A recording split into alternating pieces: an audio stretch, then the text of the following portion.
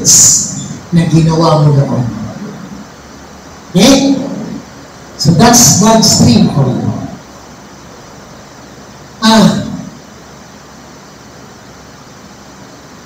So makikita natin na pinaalalahanan ni Jacob yung kanyang sarili dyan sa tipan ng Diyos na iyan sa kanya sa pamamagitan ng bato. Okay. Pangatlo, ang pangarap ng Diyos para sa iyo.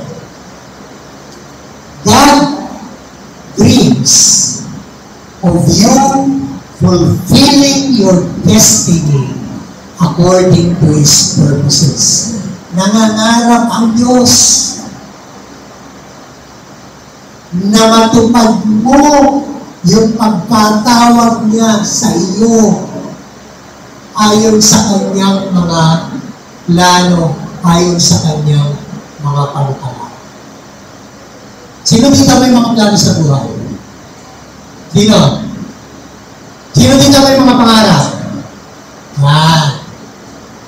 Ano? Ano? Yan bang mga pangarap ninyo ay pangarap ng Diyos para sa inyo?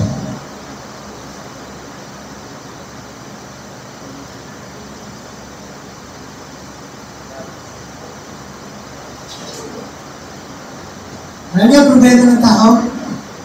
Sabihin ko sa inyo ito ang problema ng tao. Ang problema ng tao, puro tayo pangarap. Puro tayo panaginip. Lord, gusto ko ito. Lord, gusto ko Lord. Lord, ito yung gusto kong marating. Lord, ito yung gusto kong mapasabi. Wala namang masama. Pero yung isang problem. Pagka mayroon gusto, ano sinasabi mo pagkatapos? Lord, pwede ba? Igay mo naman sa akin ito. Tama? Tama ba? Tapos, ano nangyayari kapag hindi nagaganap? Ano nangyayari kapag hindi nagaganap? Mahinig ng Lord, ang tagal-tagal naman. Ilang taon na to. Kinubuhan ako ng balbas. Kinubuhan ako ng buhok kahit wala akong buhok dati. Ay, wala pa yung tao ng buhok.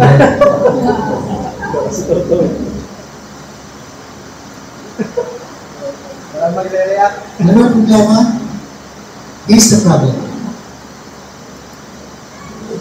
We ask God to bless our dreams.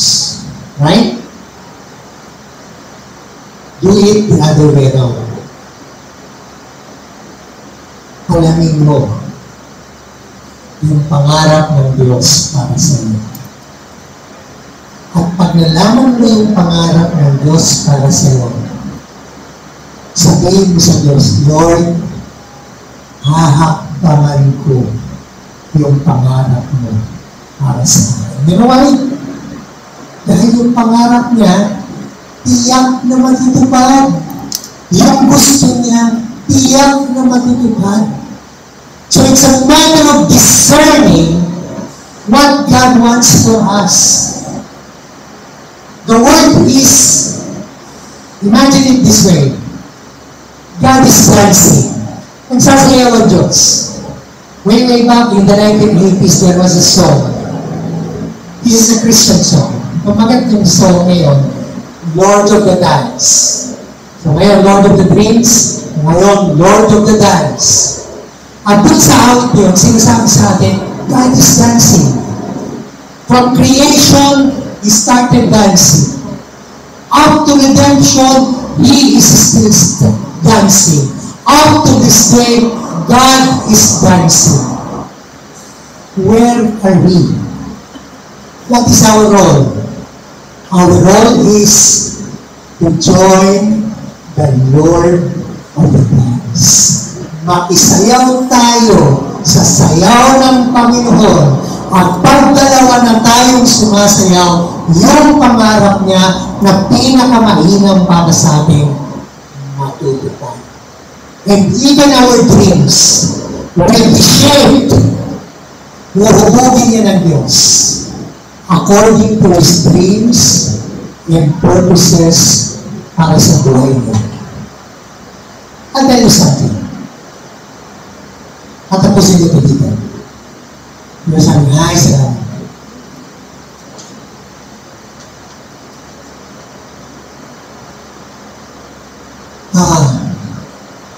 3 years ago, I retired from active office as a bishop.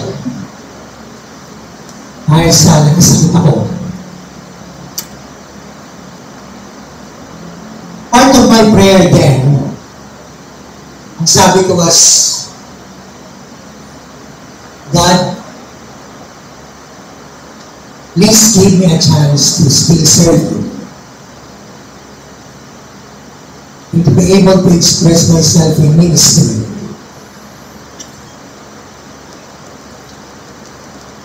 Now, God has other plans. God opened the way through Leo and Joanne. Kaya nandito ako ngayon sa harapan niyo. Kaya hindi ko nanasahan, may Joantos. No? At hindi pa natapos to. Hindi kami nananalangin pa rin ako. Lord, pwede ba? Bigyan mo ba ako ng pagkakataon makapaglingkod? Tuman mo ba yung buhay ko? Kahit sinabi nga ng doktor, baka tungtong ka na sa numero. Sabi ko yung Lord, I hold on to your promise, I shall not die but live to declare the words of the Lord.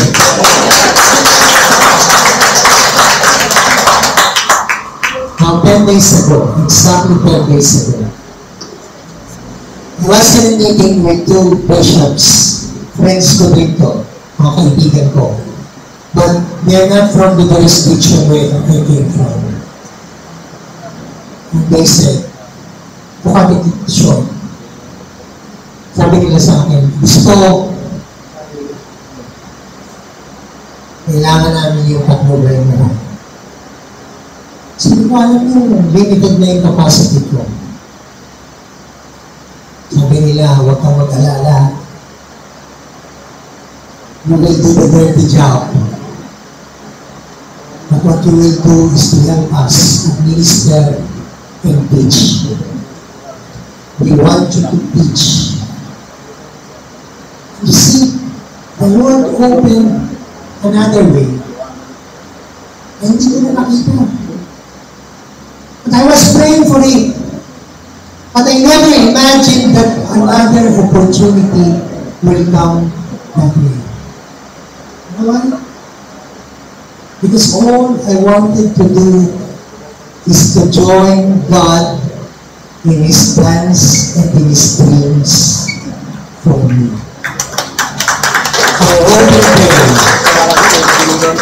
I hope and pray you will do the same. God bless you.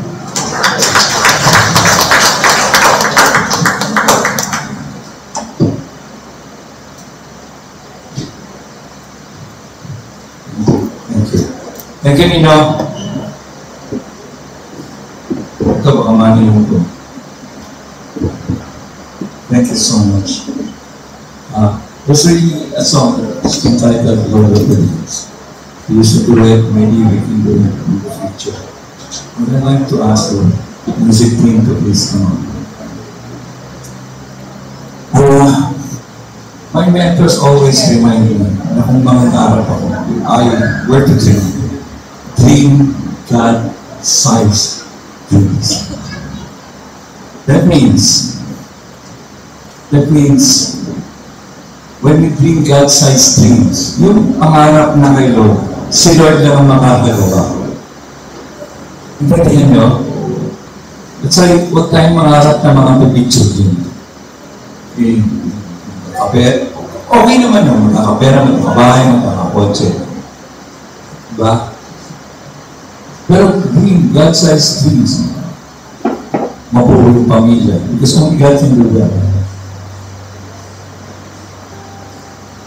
Yung lahat, every Sunday, may kasama kayo. At uunahin nyo ang fellowship with you and with the family. It's a God-sized dream. Yung makapaglingkod kayo sa Panginoon, na walang sagabal. Everything taken care of. That's what God says to you. Because if God dreamed for you to serve Him, bayad na po yun. Because there are a lot of people, in years ng ministry, maraming naglikod, pero hindi nakapos. Why? Because they were not called to do what they're doing. Mayroong unique na dream si God para sa bawat isa sa atin. The only way to know it is the dream of God. Lord, gusto kong makita, gusto kong panaginip. At sometimes, hindi yung kasi, misis ko kasi mapanaginipin. Yeah, madalas. Mapanaginipin. You always have dreams. Ako hindi. Ibang mausap sa akin si Lord. When God talks to me, He talks to me through songs. Kahit sa radyo pa yan, He will always talk to me. But si atin, sometimes it's warning, sometimes it's something envisioning the future. But sometimes I see visions, especially when I lead worship. Tatanungin ko si God. When I lead worship, this is what I do. All the worship leaders. Lord, anong gusto mong marinig? Kasi siya yung sasayaw eh. Diba? And then God will show me a vision. Whether it's people dancing, people crying, people rejoicing. And out of that, what I see, so that our mind. This is also the reason why God allowed me to write songs. Baka sabi nga ng teacher kanina, sa edad niya, God has given him a chance is to serve here, serving us, serving his inaanaks, serving other people. Siguro nasabi ko sa inyo, hindi mga kausap ko. Kung naghahanap kayo ng business, hindi ito ang ginagamit ko, hindi yung mga kamay. Kasi kahit matanda na kayo, may magbabayad sa inyo. Kasi ito, sing with the faith. Hanggang naroon ito si God, may makikinig sa atin. That's my dream for you.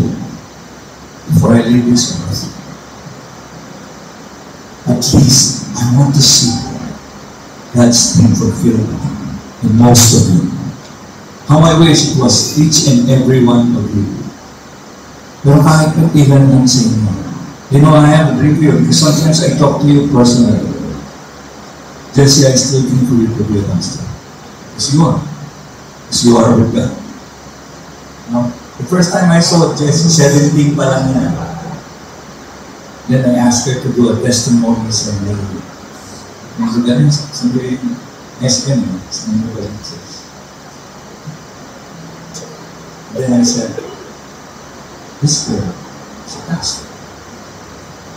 And it's been proven that she's pastoring all the mothers and the folk dance team. Iba-iba ho tayo ng pagkakatawa. But it always be good.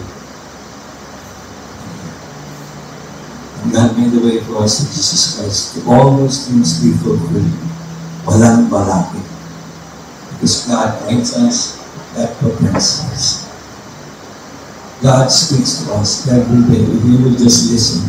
Kahit nagtatrabaho ko kayo, pwede ko kayo makinig kayo. Kung yung radyo nga nakakapakinig tayo kahit may ginagawa tayo, sige ito lang. I listen to God when I drive. I listen to God even kahit nakikinig ako ng music. Nakikinig ako. Tumatang ko si Robin, explain ang nangyayari sa mga. Because God will always speak to you. I always tell this to people. God will always speak to you in a way you can understand. My wife is a dreamer. That's why God talks to her.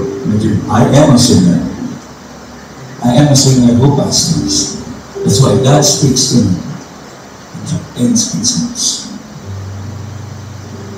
So today, just like I told the Kingsman who went to the retreat, I want you to all stand up. I want you to raise both of your hands. The way we care to that miracle worker and ask for your miracle. What is that? God says true.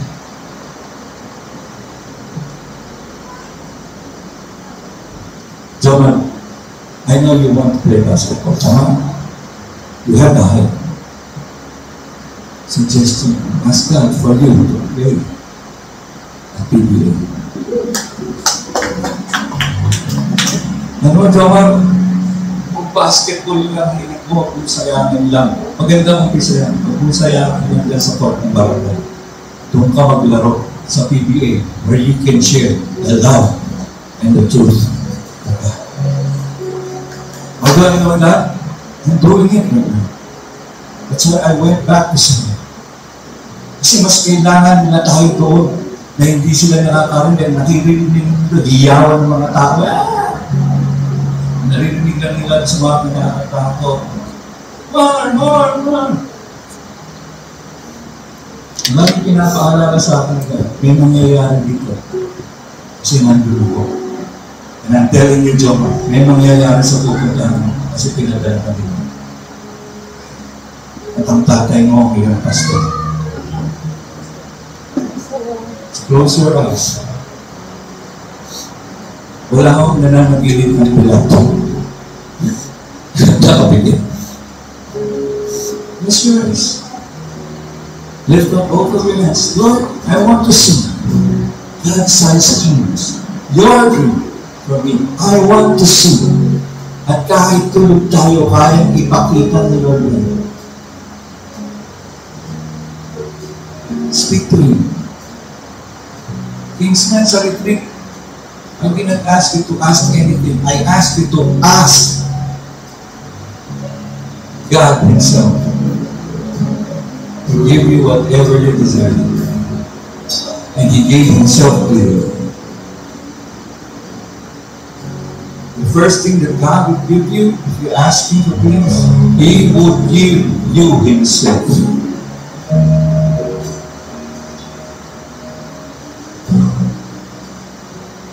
Second, He will give you a purpose. Those who read in the Bible,